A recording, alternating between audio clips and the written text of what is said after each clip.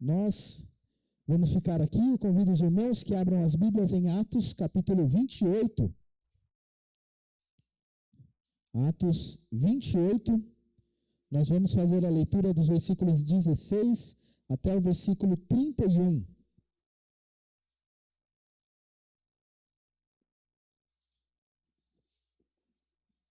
Atos 28, 16 a 31.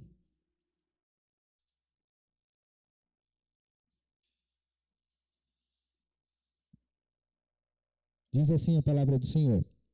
Uma vez em Roma, foi permitido a Paulo morar por sua conta, tendo em sua companhia o soldado que o guardava.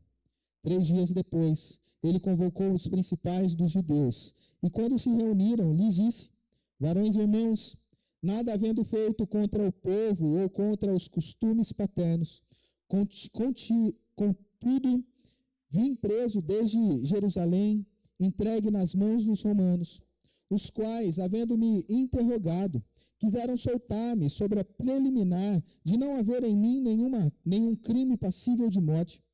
Diante da oposição dos judeus, senti-me compelido a apelar para César.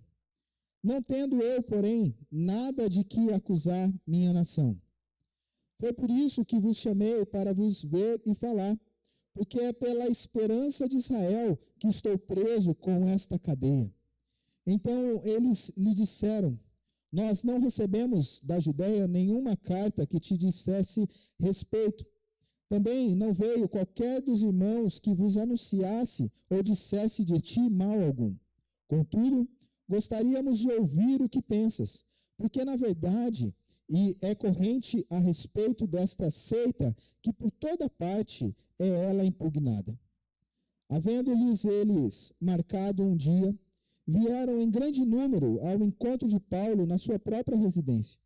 Então, desde a manhã até a tarde, lhes fez uma exposição em testemunho do reino de Deus, procurando persuadi-los a respeito de Jesus, tanto pela lei de Moisés como pelos profetas.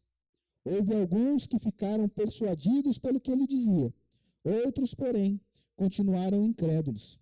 E havendo discordância entre eles, despediram-se, dizendo Paulo estas palavras: bem falou o Espírito Santo a vossos pais por intermédio do profeta Isaías, quando disse: vai a este povo e dize-lhes, de ouvido ouvireis, e não entendereis, vendo vereis, e não percebereis.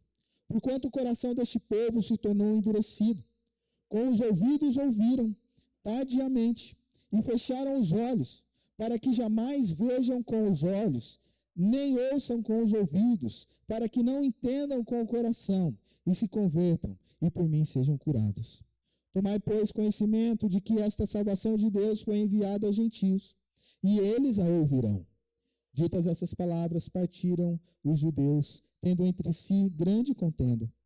Por 2 anos permaneceu Paulo na sua própria casa, que alugara, onde recebia todos que o procuravam, pregando o reino de Deus, e com toda a intrepidez, sem impedimento algum, ensinava as coisas referente ao Senhor Jesus Cristo.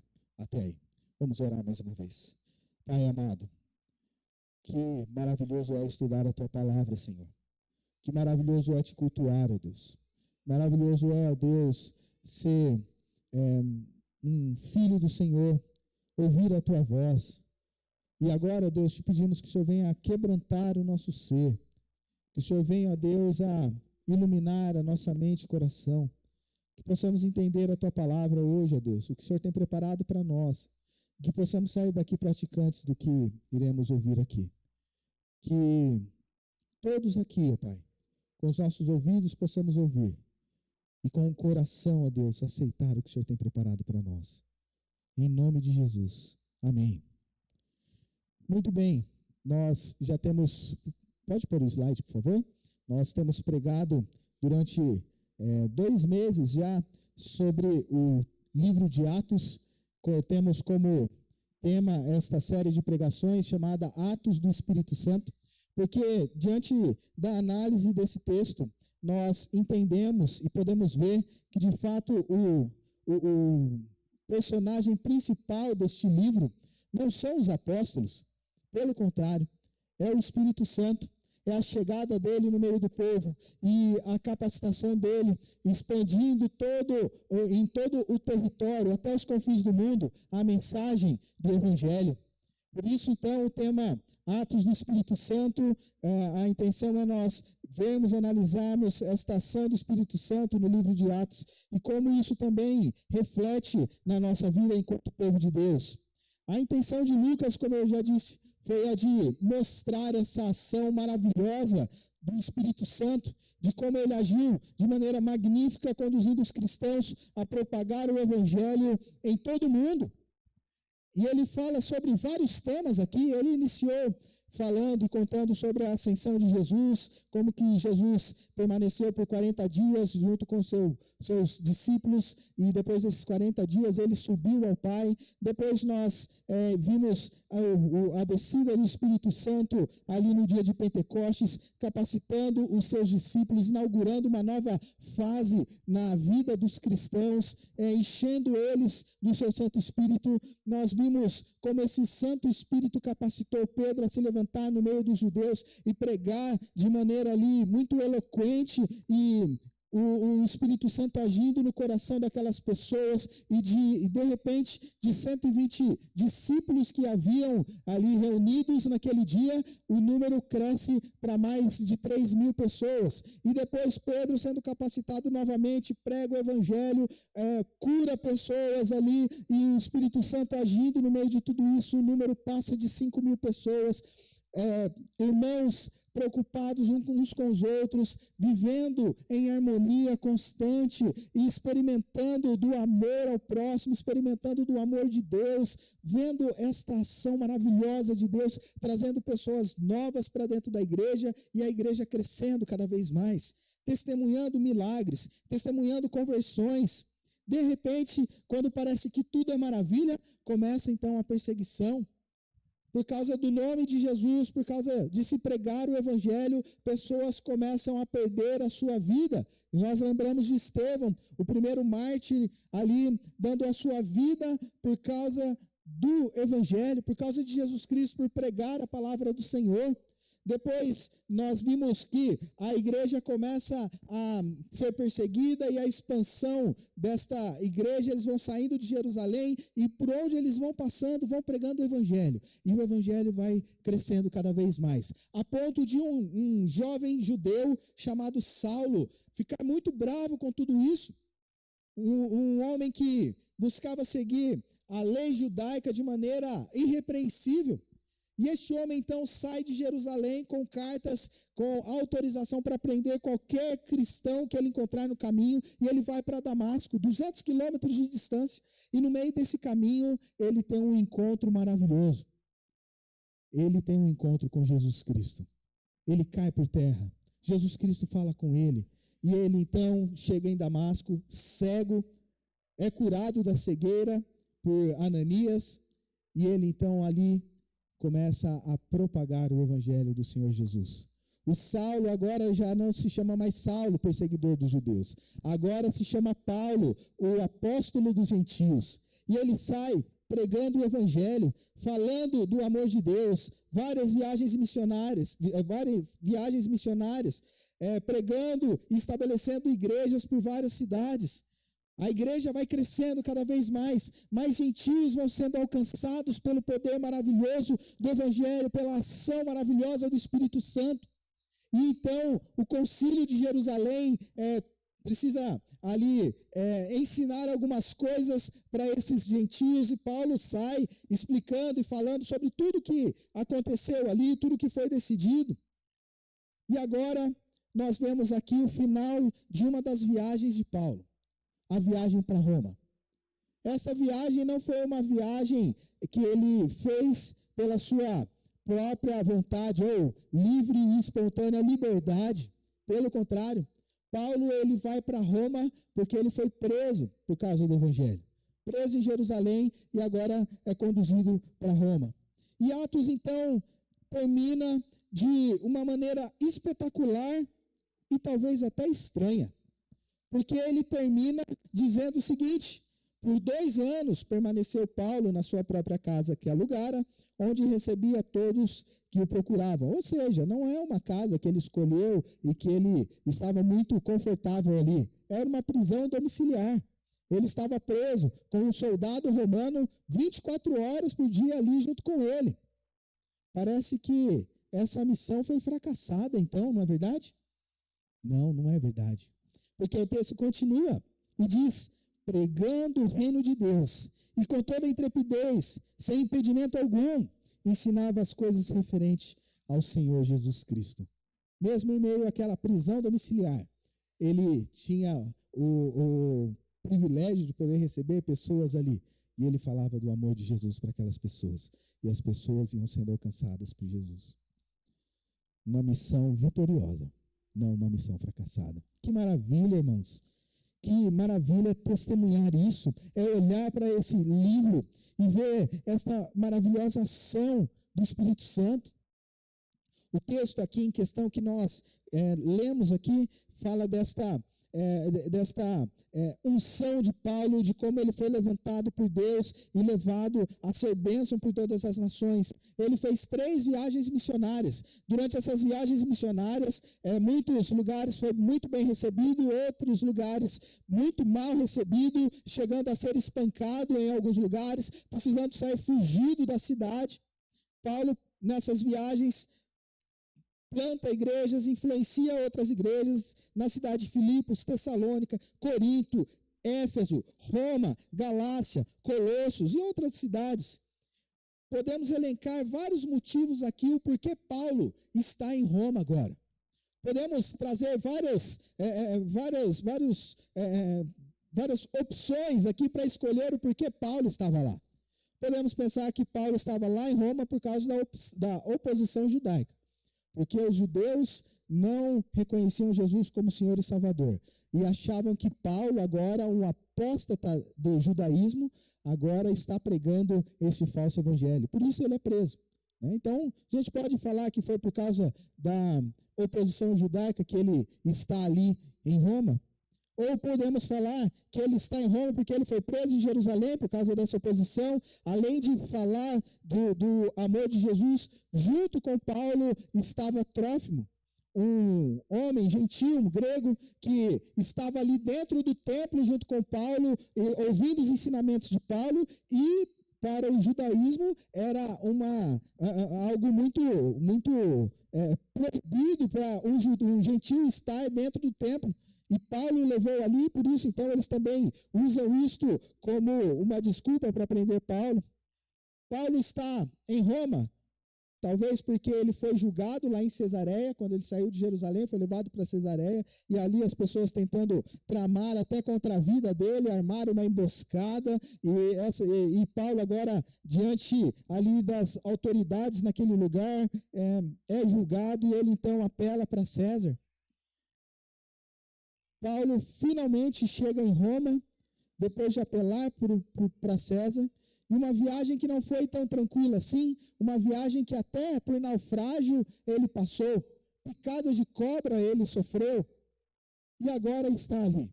Podemos falar que foi todas essas coisas aqui que levaram Paulo para Roma. Mas a verdade, queridos, é que Deus, ele já planejou e determinou todas as coisas. Deus está no controle de todas as coisas. E quando nós olhamos para a palavra de Deus, Atos 23, versículo 11, vai dizer o seguinte: na noite seguinte, o Senhor, pondo-se ao lado dele, ou seja, ao lado de Paulo, disse: coragem, pois do modo porque deste testemunho a meu respeito em Jerusalém, assim importa também que o faças em Roma. Quem o levou para Roma? Foram os opositores? Foram todas essas situações adversas na vida de Paulo? Não, foi Deus. Deus o levou para Roma. Durante o tempo que ele está preso ali, ele não se acomoda. Ele recebe esses irmãos, prega do evangelho, fala do amor de Jesus, pessoas vão se convertendo ali, a igreja começa a ser fortalecida naquele lugar. E enquanto ele faz tudo isso, ele ainda escreve cartas às igrejas que ele já passou. Ele escreveu a carta para a igreja de Éfeso, para a carta à igreja de Filipos, lá, os filipenses, aos colossenses, escreve a Filemão. Ele está em ação o tempo todo, sendo usado pelo Espírito Santo. Por que ele está fazendo isso? Porque ele é um homem cheio do Espírito Santo. Um homem impactado pelo Espírito Santo. Um homem que ama esse Jesus Cristo que ele encontrou no meio do caminho. A ponto de dizer, sejam meus imitadores na paixão que eu tenho por Jesus Cristo. Sejam meus imitadores na disposição que eu e meus amigos temos em pregar o Evangelho de Jesus Cristo. Sede meus imitadores, assim como eu sou de Cristo. Irmãos, e o texto termina desse jeito. Parece que falta algo mais, né? Nós queremos saber mais. Será que Paulo chegou a falar ali com o imperador romano? Será que Paulo esteve cara a cara com Nero? Será que Paulo morreu ali depois? Será que Paulo foi liberto e depois de outro tempo morreu? A tradição diz que Paulo foi decapitado. Mas um homem cheio do Espírito Santo. E eu queria pensar nessa noite algo muito interessante nesse texto. Porque ele termina de um jeito diferente de um livro qualquer. Parece que não tem fim, não é verdade? Não parece que falta alguma coisa? Na verdade, falta sim. Porque esse livro não terminou de ser escrito ainda. Nós estamos vivendo este livro. Nós somos os novos personagens desse livro. Olha aí, abre a Bíblia aí, Atos 29. Tô vendo o irmão procurando aí, misericórdia, hein? Não tem Atos 29. A mulher do pastor pegou a Bíblia para abrir. Misericórdia. A gente vai conversar em casa, irmão. Atos 29 não está na Bíblia. É apócrifo esse? Atos 29 não está na Bíblia. Mas olha aí para o lado. Olha para o irmão que está aí do seu lado. Ele é Atos 29. Você é Atos 29. Nós somos Atos 29. A missão não parou. O Evangelho continua sendo pregado. O Espírito Santo continua capacitando. O Espírito Santo continua em ação ainda na nossa vida. E é sobre isso que eu queria falar com você. Nós somos Atos 29. Quando? Nós somos Atos 29. Quando buscamos ser cheios do Espírito Santo. É impossível, irmãos, não enxergar esta ação do Espírito Santo sobre Paulo, sobre os discípulos, sobre todas as pessoas que são relatadas nesse texto. O texto que nós vemos Paulo nesse tipo de prisão domiciliar, pregando o Evangelho, e uma das coisas que fica muito clara aqui no livro de Atos é a ação sobrenatural de Deus e também essa ação natural de Deus. Essa ação natural do Espírito Santo. A igreja de 120 discípulos cresce para mais de 5.000 discípulos. Esses homens recebem o Espírito Santo ali como línguas de fogo. Começam a falar em outras línguas. Pessoas começam a ser alcançadas pelo Espírito Santo pela pregação do Senhor através desses discípulos. O Espírito Santo começa a curar pessoas. Pessoas são ressuscitadas. Temos aqui o relato de Dorcas, temos o relato de Eutico. Depois de Paulo pregar, e Eutico sentado numa janela lá no alto do lugar onde eles estavam, o Eutico foi pego em sono. Ainda bem que a gente não está no lugar alto aqui, né? Porque às vezes a gente está pregando e a gente vê até uns irmãos com sono aí, né? E Eutico caiu no sono. E de repente esse jovem despenca lá de cima e cai morto. E o que Paulo faz? Chega sobre aquele homem, ora, e aquele homem torna a viver. E aí ele fala, senta aqui, Eutico, e volta a pregar o Evangelho, volta a pregar sobre Jesus Cristo, volta a ensinar. Irmãos, que maravilha ver esta ação de Deus ali. Nós vemos o Espírito Santo conservando a vida de Paulo no naufrágio. O Espírito Santo conservando a vida dele mesmo depois que ele foi picado por uma cobra. E nós hoje, e na nossa vida hoje, como que é esta ação do Espírito Santo? O Espírito Santo ainda age na nossa vida? Age ou não age? Amém, age sim. O Espírito Santo é quem nos convence que nós somos pecadores. O Espírito Santo é quem opera em nós o novo nascimento, é quem ilumina o nosso coração para nós entendermos as Escrituras, é quem nos consola, é quem intercede por nós com gemidos inexprimíveis, é quem nos batiza no corpo de Cristo, é quem testifica com o nosso espírito que nós somos filhos de Deus, é quem habita em nós o tempo todo. É possível sim, irmãos, nós experimentarmos tudo isso e ainda não sermos cheios do Espírito Santo. Ter o Espírito Santo, ser habitação do Espírito Santo, é diferente de ser cheio do Espírito Santo. Ter o Espírito Santo não é o mesmo que ser cheio do Espírito Santo. Efésios 5,18, o próprio apóstolo Paulo vai nos falar sobre isso. Ele vai nos dizer: e não vos embriaguei com vinho, no qual há dissolução, mas enchei-vos do Espírito. Paulo ele faz essa comparação com a embriaguez por bebida alcoólica e com esta dádiva de ser cheio do Espírito Santo. Nós podemos aqui trazer algumas características de um e de outro, e ver aqui como que algumas dessas características são semelhantes e outras são completamente diferentes. A pessoa, quando está bêbada, está tomada pelo álcool, nós mesmos dizemos que ela está sob influência do álcool. E quando ela está desse modo, essa pessoa tem o seu comportamento totalmente mudado. Ela não se importa mais com o que os outros vão falar. Ela perde a vergonha. E o resultado da embriaguez, então, é a dissolução, que o texto diz, ou seja, a falta de controle das suas ações. Ela vai fazendo o que der na telha. E no dia seguinte nem vai lembrar do que aconteceu. E muitas vezes essas ações, essas atitudes sendo levadas por essa embriaguez, elas trazem desgraça, trazem lágrimas, tristeza, pobreza, desonra, separação da família. Certa vez eu ouvi o reverendo Hernandes falar uma pregação sobre a transformação do primeiro milagre de Jesus, transformação de água em vinho, e ele conta uma história de que uma pessoa chegou para um crente e falou: você acredita nessa história? Você acredita que Jesus transformou água em vinho? Que coisa mais surreal, né? Parece conto para a criança dormir. E esse homem falou: eu acredito sim. Eu acredito, porque lá em casa aconteceu isso. Jesus transformou a cachaça em água. Antes eu vivia embriagado, mas agora eu vivo cheio de Jesus. Agora eu vivo cheio desse Espírito Santo. Ele opera milagres, sim. Eu acredito nisso. E nós podemos acreditar nisso.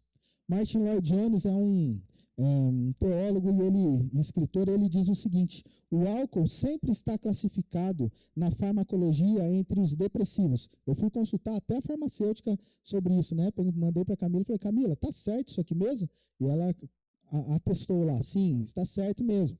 E o álcool ele está entre os depressivos. O álcool é um ladrão de cérebros, diz Martin Lloyd Jones. A embriaguez, deprimindo o cérebro, tira do homem o autocontrole, a sabedoria, o entendimento, o julgamento, o equilíbrio e o poder para avaliar as coisas. Ou seja, a embriaguez impede o homem de agir de maneira sensata. Essas são as características de quem se embriaga. Agora, em contrapartida, nós podemos ver a vida de uma pessoa que não está sob a influência do álcool, mas está sob a influência do poder desse Espírito Santo. E a primeira coisa similar à característica de quem está tomado pelo álcool é que o comportamento também muda. A vida daquele que está cheio do Espírito Santo não vive mais do mesmo modo que ele vivia antes de ter esse encontro com Jesus Cristo. Outra semelhança é que o crente cheio do Espírito Santo se entrega ao controle do Espírito e a sua vida fica livre e desinibida. Ele também não tem mais vergonha, não vai se preocupar com o que o outro vai falar. É assim que ele vive. Agora existe o grande contraste entre a embriaguez por álcool e estar cheio do Espírito Santo.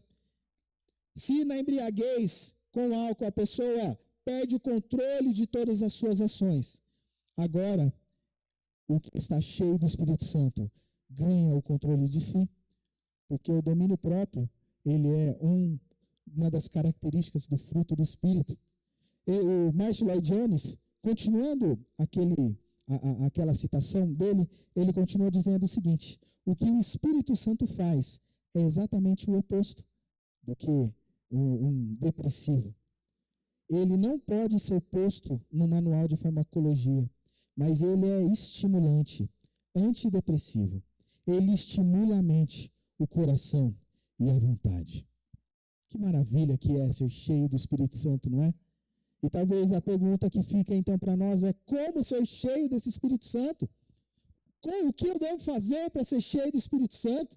Paulo continua aí falando sobre isso ali na carta de Efésios. Ele vai dizer no capítulo 5, do 19 ao 21, ele fala: falando entre vós com salmos, entoando e louvando de coração ao Senhor com hinos e cânticos espirituais, dando sempre graças por tudo a nosso Deus e Pai, em nome do nosso Senhor Jesus Cristo, sujeitando-vos uns aos outros no temor de Cristo. Então, como que nós somos cheios do Espírito Santo? Vivendo em comunhão com o povo de Deus. E muito me admira, irmãos. Hoje eu abria o coração aqui para os irmãos do conselho sobre a inconstância de muitas vezes dos próprios cristãos dentro da igreja. Irmãos que são velhos de igreja, que já foram alcançados por Jesus Cristo, mas que muitas vezes preferem estar em outro lugar do que na casa de Deus. E nós queremos ser cheios do Espírito Santo, nós precisamos estar na casa do Senhor. A palavra de Deus nos ensina isso. É exatamente isso que ele está dizendo. Versículo 19, a primeira parte, ele diz o quê? Falando entre vós com salmos. Você fala com salmos entre você e você mesmo? Vós aqui, aos professores aqui, né? Vós está na segunda pessoa do plural. Tem como nós falarmos conosco mesmos sobre salmos aqui? É isso que Paulo está dizendo? Não. É nós falarmos uns com os outros sobre os salmos, falar das escrituras, falar do amor que nos alcança, falar que nós podemos encontrar de fato a solução para a nossa vida na palavra do Senhor. Se nós queremos ser cheios do Espírito Santo, precisamos estar no meio do povo de Deus. Se você não gosta de estar no meio do povo de Deus, o que você vai fazer no céu?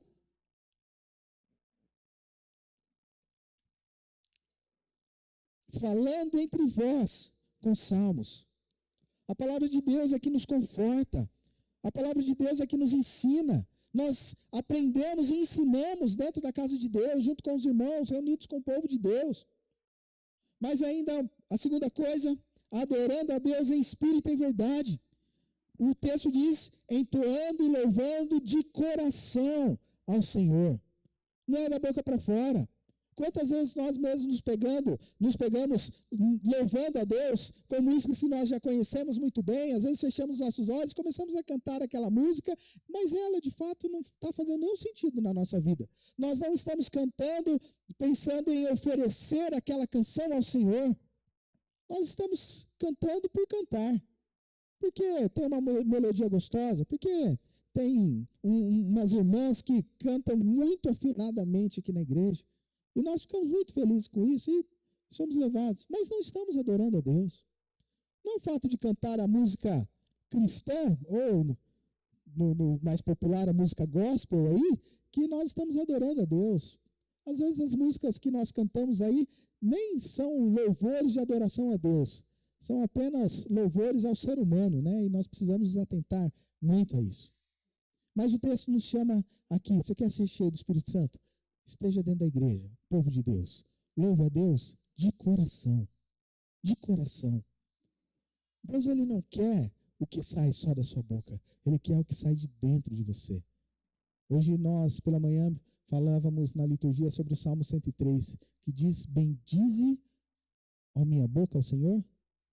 Bendize, ó minha alma, ao Senhor. João 4, 23, versículo muito conhecido, né? Mas vem a hora e já chegou em que os verdadeiros adoradores adorarão ao Pai em espírito e em verdade, porque são estes que o Pai procura para os seus adoradores. Quer ser cheio do Espírito Santo? Adore a Deus em espírito e em verdade, com a sua alma, com todo o seu ser, sem fingimento, porque Deus é quem sonda o nosso coração, Ele nos conhece.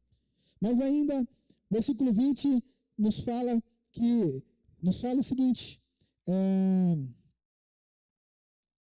dando sempre graças por tudo a nosso Deus e Pai, em nome de nosso Senhor Jesus Cristo. Para ser cheio do Espírito Santo, precisamos estar na igreja, adorar a Deus em espírito e verdade, ser grato a Deus por tudo. Tudo que temos, tudo que somos, nós somos e temos pela graça e misericórdia do Senhor. É Ele quem nos capacita, é Ele quem nos abençoa, é Ele quem nos dá força para levantar de manhã e ir trabalhar, é Ele quem nos dá o fôlego de vida. Deus é quem nos capacita e nos abençoa. E em quarto, sendo submisso às pessoas. Uma pessoa cheia do Espírito não pode ser altiva, não pode ser arrogante, não pode ser soberba. Não pode se achar mais que os outros. Quer ser cheio do Espírito Santo? Está aqui, está a regrinha. Mas é interessante também, irmãos, que esse texto aqui de Efésios, ele é tão rico, porque ele vai falar o seguinte: enchei-vos do Espírito. E esse verbo lá no grego, enchei-vos do Espírito, tem algumas particularidades que nos chama a atenção para entendermos o que é de fato ser cheio do Espírito. Ele diz o seguinte, que enchei-vos do Espírito, ele é uma ordem no plural, ou seja, nós nos enchemos enquanto discípulos do Senhor. Então é para todos os discípulos do Senhor, não é para alguns discípulos. Você é discípulo do Senhor, amém? Então é para você, é para mim. Então, precisamos nos encher do Espírito, uma ordem. Agora, esse mesmo verbo no grego, sendo uma ordem, ele está na voz passiva. E o que é estar na voz passiva? É quando este verbo, ele nos traz não uma ação direta. Ou seja, para ficar mais claro aqui, é como se esse texto fosse traduzido assim: deixai o Espírito encher-vos. Porque está na passiva. Não é uma ação apenas nossa aí, né? Deixai-vos serem cheios do Espírito. Esse Espírito que habita em nós, esse Espírito que nos selou, esse Espírito que nos conduz, e nós precisamos nos render a Ele, dar ouvidos a Ele, viver em obediência a esse Espírito. O reverendo Hernandes Dias Lopes, ele diz o seguinte: o sentido não é quanto mais do Espírito nós temos, mas o quanto mais o Espírito tem de nós, o quanto ele controla a nossa vida. Ser cheio do Espírito é não o entristecer, não o apagar, mas submeter-se à sua autoridade, influência e poder. Isso é ser cheio do Espírito, irmãos. Se entregue na direção desse Espírito. Ele tem nos chamado para viver coisas tão diferentes. Ele tem nos chamado para experimentar desse relacionamento maravilhoso com Deus. E muitas vezes a gente quer falar para ele: fala mais baixo, porque você está me atrapalhando aqui nas coisas que eu estou fazendo para a minha vida. Ser cheio do Espírito é mortificar a carne a cada dia e dar ouvidos a esse Espírito que nos chama, que nos consola, esse Espírito que nos leva a viver uma vida de poder no Senhor. E para que a gente vive essa vida de poder no Senhor? Para pregarmos o Evangelho, não importa a situação. Nós vivemos e nós somos Atos 29, quando estamos cheios, quando buscamos ser cheios do Espírito Santo. E quando nós pregamos o Evangelho, não importa a situação. Paulo, sendo discípulo do Senhor, cheio desse Espírito Santo, não poderia deixar de falar do Evangelho que um dia transformou a vida dele. Romanos 1, 16 e 17 diz assim: pois não me envergonho do evangelho, porque é poder de Deus para a salvação de todo aquele que crê, primeiro do judeu e também do grego, visto que a justiça de Deus se revela no evangelho, de fé em fé, como está escrito: o justo viverá pela fé. Paulo realmente não se envergonhou do evangelho. Em todo lugar que ele passava, ele falava do amor de Deus, ele falava da graça de Deus, ele entendia do poder desse evangelho, porque esse evangelho transformou a vida dele e transformava a vida de tantas outras pessoas que se relacionavam com ele. Onde ele passava, ele falava do amor. Mesmo quando ele chegou lá em Atenas, na cidade onde tinha milhares de deuses a serem adorados, milhares de altares espalhados pela cidade, os escritores da época diziam que era mais fácil achar um Deus em Atenas do que uma pessoa, um ateniense. E ali Paulo entra naquele lugar, começa a se indignar por ver todos aqueles altares. E ali no meio de todos aqueles altares ele vê um que era dedicado ao Deus desconhecido. E quando ele tem a oportunidade de falar aos líderes daquele lugar, ele chega com toda a sua indignação em amor, com estratégia. Ao invés de apontar o dedo na cara daquelas pessoas que adoravam tantos deuses, ele chega: olha, eu estou vendo que vocês são tão religiosos, que vocês se preocupam tanto em adorar os deuses, mas eu quero falar de um Deus que está acima de todos esses deuses, e vocês têm até um altar dele aí nessa cidade. Eu quero falar do Deus desconhecido, eu quero apresentá-los a esse Deus desconhecido. E ele fala de Jesus Cristo. Não importa a situação que ele estava, não importa como ele estava vivendo, ele pregava o evangelho.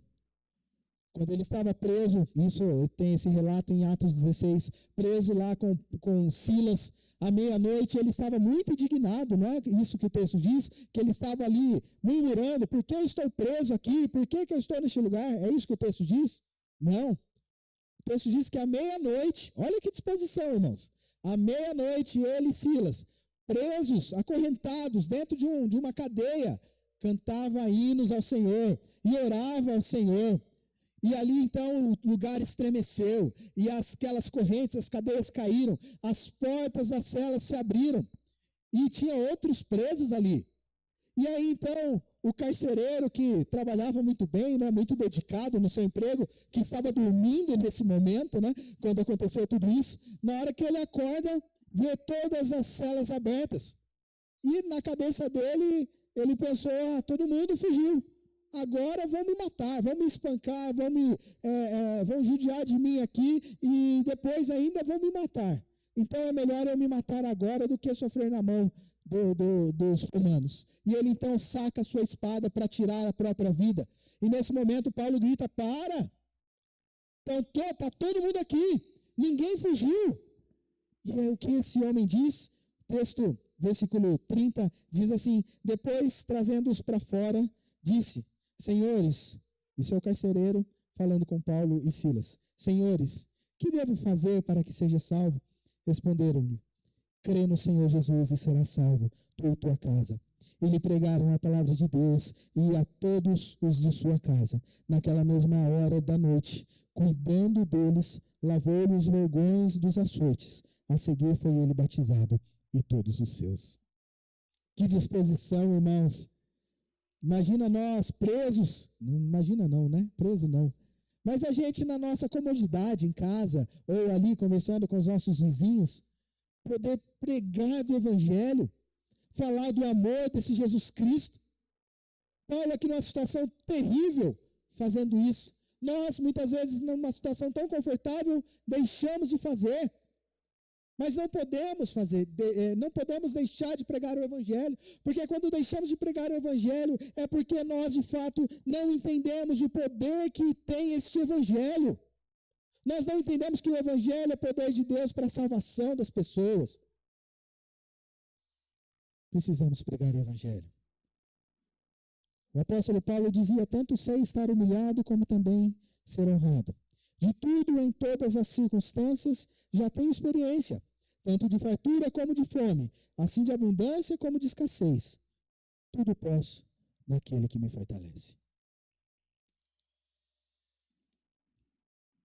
Que grande exemplo para nós, irmãos. Isso é algo que está longe de nós? Não, não é algo que está longe de nós. Deus, Ele tem nos capacitado para pregar o Evangelho, para falar do amor dEle. Nós é que muitas vezes nos calamos. Nós é que não cremos tanto no poder desse Evangelho, como Paulo crê. Nós que muitas vezes é que não amamos a obra do Senhor como Paulo amava. Nós é que não estamos cheios do Espírito Santo como Paulo estava. Não importa a situação que estamos vivendo, não importa o meio em que estamos inseridos, nós precisamos pregar o Evangelho. Nós precisamos falar do Evangelho.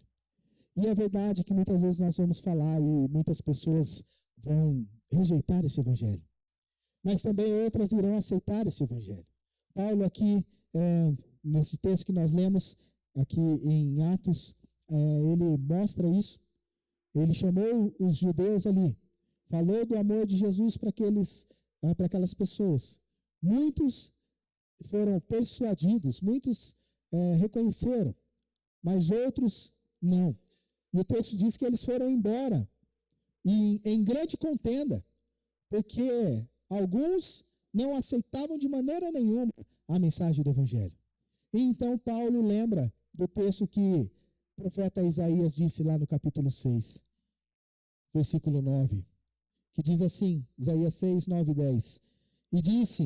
Ele disse, Deus dizendo para Isaías, vá e diga a este povo, ouçam com atenção, mas não entendam. Observem bem, mas não aprendam. Endureça o coração desse povo. Tape os ouvidos e feche os olhos deles. Assim não verão com os olhos, nem ouvirão com os ouvidos. Não entenderão com o coração, nem se voltarão para mim, a fim de serem curados. O Evangelho não é para todos. Nós sabemos para quem que é? Nós sabemos quem vai ouvir, quem vai aceitar e quem vai rejeitar? Não. Então qual que é o nosso papel? Pregar o Evangelho. Pregar o Evangelho a todos os eleitos? Não. Pregar o Evangelho a toda criatura. Atos 29 é isso, irmãos. É viver isso.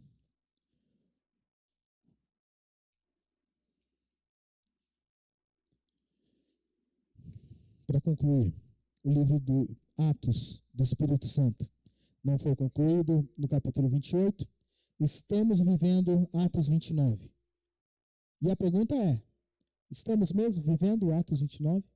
Você tem vivido isso? Você tem pregado o Evangelho? Você tem buscado ser cheio do Espírito Santo? Você tem sido usado por esse Espírito Santo para propagar o Evangelho até os confins do mundo? Porque foi por isso que você recebeu esse Espírito Santo. Recebereis poder sobre vós ao descer o Espírito Santo, e sereis minhas testemunhas, tanto em Jerusalém, como em toda a Judéia e Samaria, e até os confins da terra. Nós somos confins da terra. O Evangelho chegou até nós, e nós precisamos continuar propagando esse Evangelho, falando do amor de Jesus Cristo. Todos nós que nos dedicamos na propagação do Evangelho de Jesus e no avanço do reino do Senhor, fazemos parte dessa história. Estamos com o nosso nome escrito em Atos 29. Que Deus nos abençoe, irmãos. Que a gente possa viver de verdade isso. E o desafio para você é, leia Atos, 28 versículos, e depois de ler todos os 28 capítulos, e depois de ler esses 28 capítulos, reflita sobre a sua vida, se de fato ela tem sido esse Atos 29. Reflita sobre a igreja a qual você congrega, se ela tem cumprido e tem sido Atos 29. E assim, seja bênção nesse lugar. E assim, junto com os outros irmãos, seja usado por Deus para propagar o Evangelho, para pregar o amor que um dia nos alcançou. Que Deus nos use e nos ajude a cumprir tudo isso. Amém.